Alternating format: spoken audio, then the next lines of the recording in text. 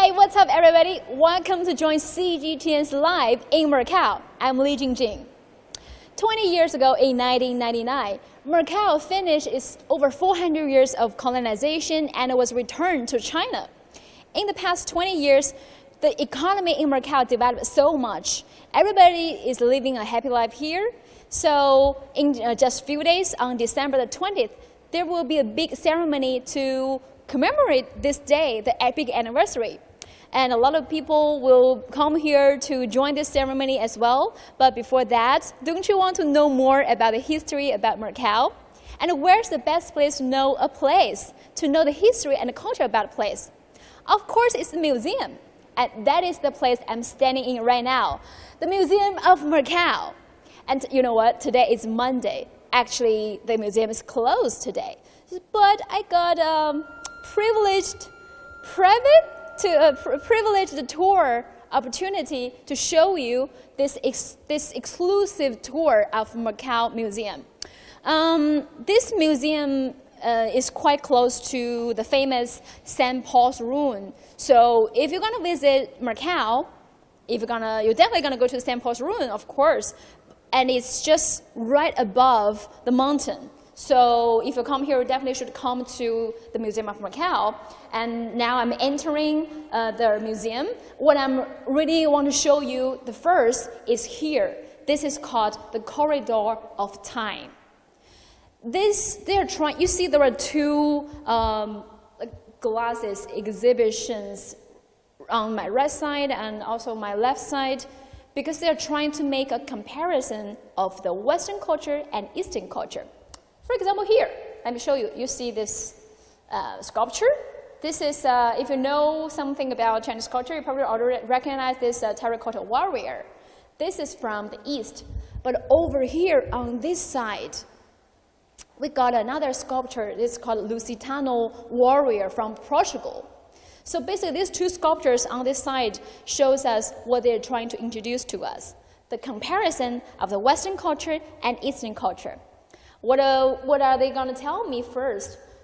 Okay, here, the first exhibition it's a stone tablet found in Egypt. Actually, this is the earliest form of writing, actually pictograms and ideograms. These were found in Egypt.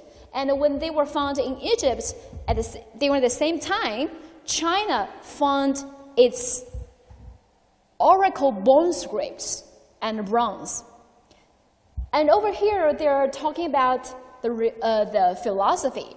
So during this time, it is about 551 BC, actually, when Confucius started his Confucian school, and their philosophy spread across China. During the same time, in the West, the Western philosophy also started. We also know a lot of philosophers like Aristotle, and so this is about philosophy. And next, during the Roman Empire, people in the West, in the East, we all know Roman Empire, but during the same time, China has its Ching Dynasty.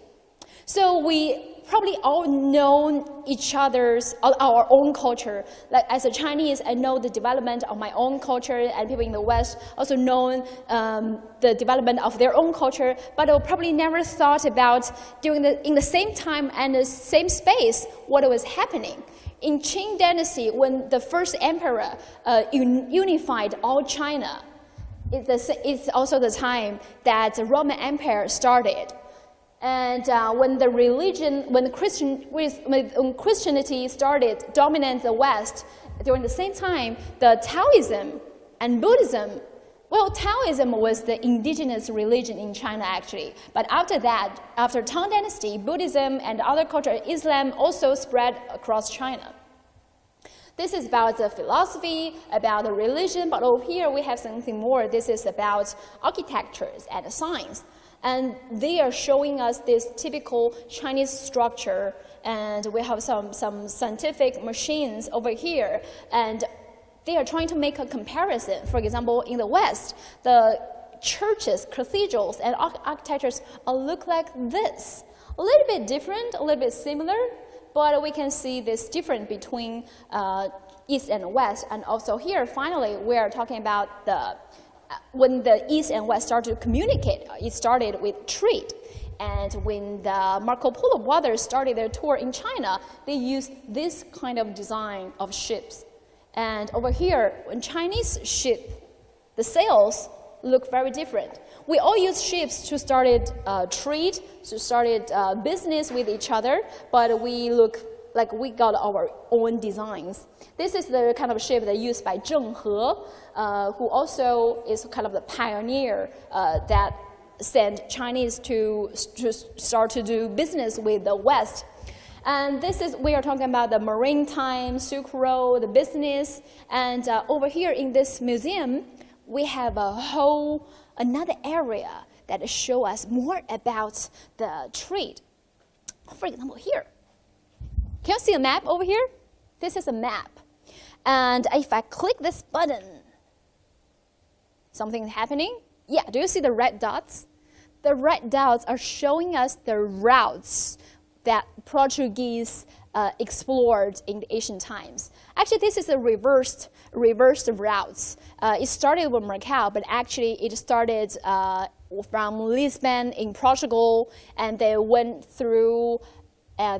all the way to the Good Hope in South Africa, and then come here to India, Thailand, Indonesia, and also there, Macau, if you can see that.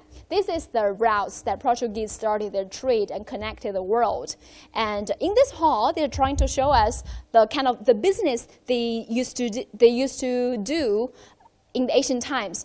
Of course, when talking about doing business, doing trades with China in ancient times, we cannot neglect the Silk Road, the maritime Silk Road. And there were some few products that are particularly favored by Western people, like from China. We have few goods. For example, here they're trying to show us the silk. Silk from China, of course, is one of the most popular goods in ancient times. But what I really want to introduce you is this one. Another good from China that is very popular in the West is tea, right?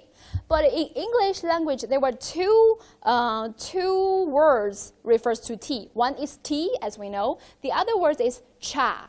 So how come there were two words in English language refers to tea? And here I'm going to teach you a little bit of history.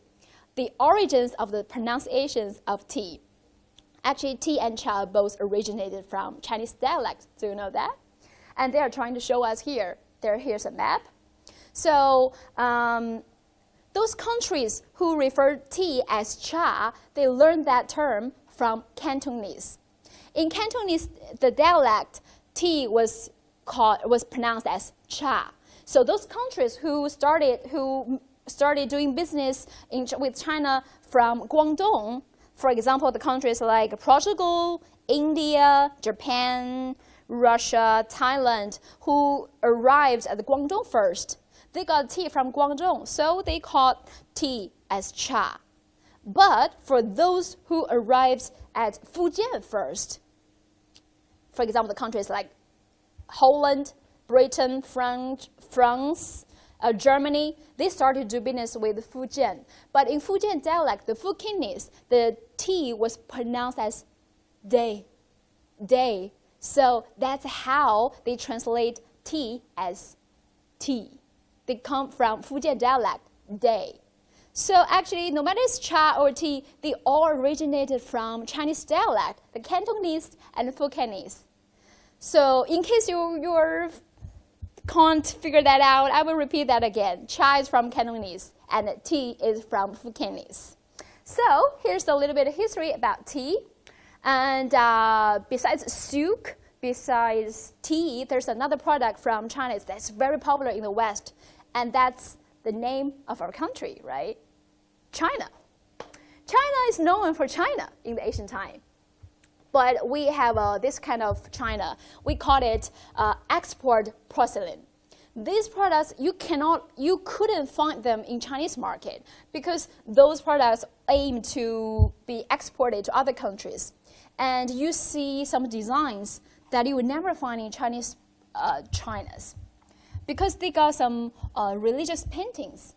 Like, for example, on this plate, you got oil painting on it, and on others, there were the Christian symbols on those wares. So they were designed for Western people. You couldn't find them in Chinese market back then. So these are the famous Chinese export porcelain. And here's another porcelain I'm going to show you. Over here, did you see those blue and white porcelain?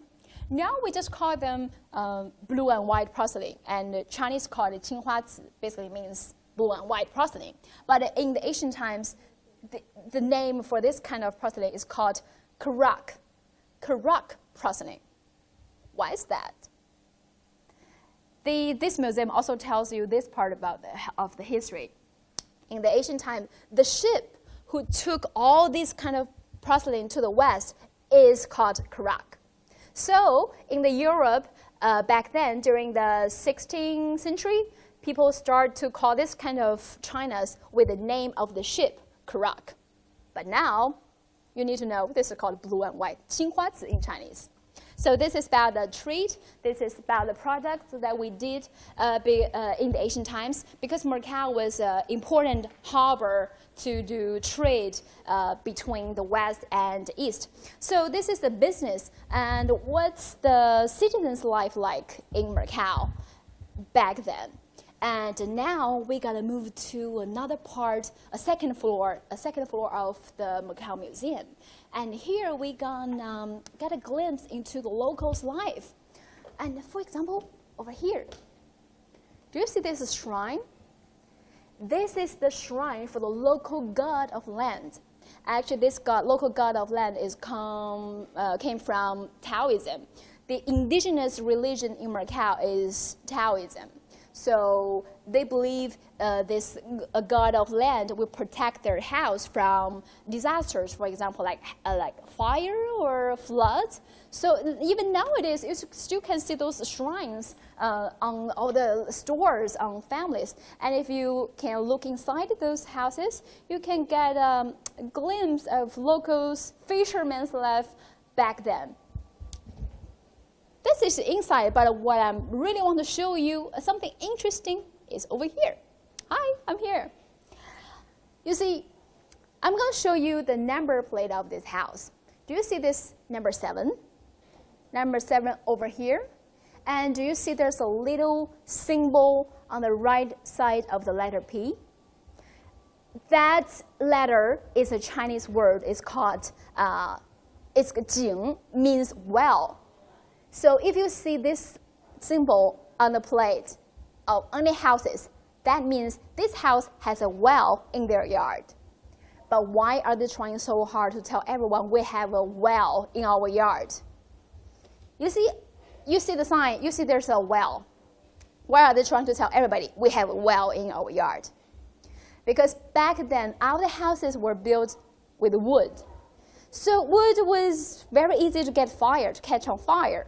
So they need to know where is the nearest well, where's the nearest water. So when there's a fire, when there's any disaster, they can directly go to the house with a well symbol in the front to get water to put the fire. So here's the interesting fact. This is a typical local fisherman's house. It's not fancy, but over here we have more fancy houses of local peoples. Here you see the green frames on the window. This means that this family is relatively richer, because between those holes are shells, quite expensive. Actually, you can still see those structures on the street nowadays in Macau. As I remember, during some time, those kind of house turn into very commercial stores. And here you see this golden shining windows. This family is even richer. So these three, the wood house, the window with shells, and this golden shining one are the typical local Chinese buildings architectures back then in Macau. But after Portuguese came, their culture also spread. So the architecture started to look a bit different. For example, this one, if you just glance at it, it looks pretty Portugal. But if you look above, you see those windows. Those windows, the frames, looks pretty Chinese. And over here we have this yellow and red building. This is a typical Western architecture. This is also happened after the Portuguese and other people from other countries came in. And this pink one is also a full typical Portugal architecture. Actually, you still can see those architectures in some part of Macau. So if you want to know more about that part of history, their lifestyles, you can go to another museum. They have a few houses that were left and built and lived in by the mechanics back then. Typical Portuguese style. And this is another floor of this Macau Museum. On this floor, they're trying to show the stores, the business back then. So I guess this is what? Oh, this is a mooncake store. And this one, they are making the sculptures of all the gods and Buddhas. So these were the typical stores in Macau. And Macau was also famous for making firecrackers and matches. And this is a traditional Chinese medicine store. This kind of the business that people used to do here. And here they are showing us this hawker's cry of Macau. Hawker's cry. So I see a little button here. So if you click some button, you can hear the traditional hawker's cry.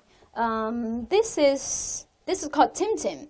Tim Tim is the guy who carrying around with those baskets. So basically, what does this person do? He collects all the unused products from families. For example, tablewares, anything made with metals. Let's hear what they sound like.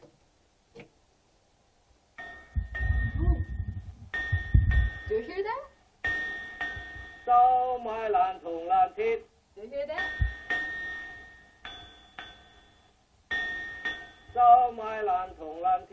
So my lan tong lan tiet. That is Cantonese. That means, well, I collect unused metals and steels. So this is the Ting Tim, the guy who collects on the all-used products from families in the old times. These are the business. But over here, I think we're gonna get a glimpse of the locals' life. As you know, like Macau is quite a multicultural, multinational, multi-raced place. After the harbor opened up, people from Portugal, from the West, from Indonesia, from Philippines, they all came to Macau. So this culture was kind of influenced. And this, you see a lot of those food. Those food are quite typical Portuguese food. And those mixed-race people, they refer them as mechanics, yes. So their lifestyle is a little bit different from the local and a little bit from the West. And if you follow me, let's enter the living room of a mixed-race family. Do you see there's a family portrait? This couple, so it look like a mixed-race family. The woman, I think, probably a Chinese. The husband looks mixed-race. So the family belongs to them. And you see on this side, all the products here are very typical Eastern Chinese products. The clock, the closet, the window. But if you follow me over here, on the left side of this wall, you also see some Western cultural elements. The religion, that's the religion of this family, the statue of Jesus Christ. So most of the families here look like this, very mixed, multicultural. They have Chinese elements, also have a Western religion, Western lifestyle. And if we continue visiting this museum, we're going to see more products of how this culture here in Macau were so influenced by different cultures and different nationalities. Well, I don't know whether you can see this thing. This thing looks like, I don't know what it looks like to you, but this thing is very funny. I don't know, can you guess what does it do? You probably think it's a chair, right? But actually, it's a pillow. It's a pillow that people used to sleep on. And also this one, this looks like a brick made with china. It's also a pillow. I don't understand how people sleep on that, but well, apparently in the old time, people sleep on that. How didn't they get a headache? I don't get it. Sleep on a brick made with china. So, okay, I think this is the still second floor, but another section of this museum. It shows all the living products of the local people and showing everyone how the culture was influenced by different cultures and different nationalities. Here in this closet, these are the clothes that traditional Chinese got married wear with. Like this is for the guy, for the groom, and this is for the bride. This is a very traditional Chinese wedding dress. But after the culture was influenced and by Western culture, we see they also changed the clothing, their fashion style. This is like a wedding dress for the bride. But if you look closely, you also see this dress looks pretty Eastern as well, because you see the collar, the upper side of this wedding dress was inspired by Qipao. So even the wedding dress was so like mixed cultured. And that's also the lifestyle of Macanists, the local people who are raised in multicultural, multilingual family. Well, this fancy thing is I don't know whether you know what does it do, but we do. We Chinese, we saw that in many TV shows. This is the place that when people get married, and this is the thing that carry the bride to the groom's family. And you see there are so many decorations because it looks so fancy. It's very expensive. And if a bride can get married in that car, it's kind of like equivalent to nowadays Ferrari and all those fancy cars. So if you, in the ancient times, if a girl got married in that car, wow, she's married to a very rich family. And everybody will look up to her. And now this is the third floor of this Museum of Macau. But I think it's under construction because they have another exhibition going on soon. They will change this floor into something different because in the next few days it's the official handover anniversary day. So they're going to show the tourists much more things. But so since this is under construction, I'm not going to show you this third floor of this museum because there's much more to see. Around this museum. And we are getting outside. Okay. I'm getting downstairs. Be careful, my cameraman, don't fall over. If you see some constructions going on, that is because they are doing some constructions. Today's Monday is closed, so normally the tourists won't see it. Now we are going outside. Voila! Sunshine. So this is also part of this Macao Museum. This is the Monte Fortress. So military base in the old times used by the Portuguese army. And nowadays it's quite a famous tourist spot. If we continue going, you're going to see a lot of tourists walking around here. Monte Fortress, this is one of the most popular scenic spots. And because it's a higher ground, so you will see, if you see those walls with a lot of cannons, that's in the old times the Portuguese armies used to defend the enemies. Actually, right here on this Monte Fortress. The Portuguese defended the people, the Holland enemies, several decades ago. This whole place, including the museum that we just visited, were like military based. It's military based by, lived by Portuguese soldiers and priests used to live here. Actually, I was told that before 1966, the local people living in Macau couldn't get up here. They were not allotted to get up here because it's a military base belongs to the Portuguese. But it changed soon after, and they changed this military base into a museum 20 years ago. This museum was built only in 1998. So now it's no longer a military base. It's a popular sitting spot that everyone, all the tourists from around the world come to visit here. And there is much more to see. If you follow me, let's go to this side of the wall. It has amazing view here. Everybody, follow my camera over here. Do you see that river in front of you? Across the river is another city called Zhuhai. So these two cities so close to each other, just one river between each other. So on this high ground, you can see this overview of the whole Macau. And also you can see that St. Paul's ruin is just right here. If my cameraman gonna give you a close-up later soon.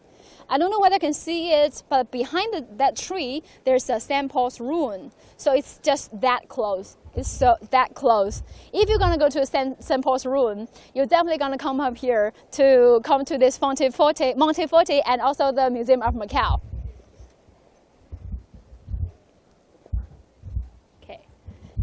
So this is the view from the high ground of Macau. Today it's not really sunny, so it probably doesn't look that good on the camera. But if you come here on a sunny day, the view is amazing. And you can watch the sunrise, sunset. But if you want to go to the museum, don't come on Monday because the museum is closed on Monday. But you still can come to this Monte Fortress and also have this amazing view of Macau. You probably already see there are quite some tourists around me. Well, everybody's attracted by the camera, right? So please excuse us if some tourists jumping our camera. That's very hard to control, right? So for those of you who just joined to our live stream, we are about to finish actually. We are in Macau, and this is the high ground. We just finished a tour of Museum of Macau. And if you want to know more about the history and the culture of Macau, you should definitely come here. And after finishing learning the history of Macau, you can come up here to learn more about the view, the nature, the history, the religion of Macau. Well, now I'm probably standing on the highest point of this whole place. And I don't know how much you can see. There's a helicopter going on there because in the next few days during the ceremony, the helicopter gonna give you an aerial view of the whole Macau. And we have all these amazing cities and scenic spots right behind me. So, okay, this is our tour to the Museum of Macau today. If you want to know more about the history and culture of Macau, come here to the Museum of Macau, come to this spot, and also stay tuned with CGTN's live stream for the official anniversary ceremony. So, thank you for watching. See you next time.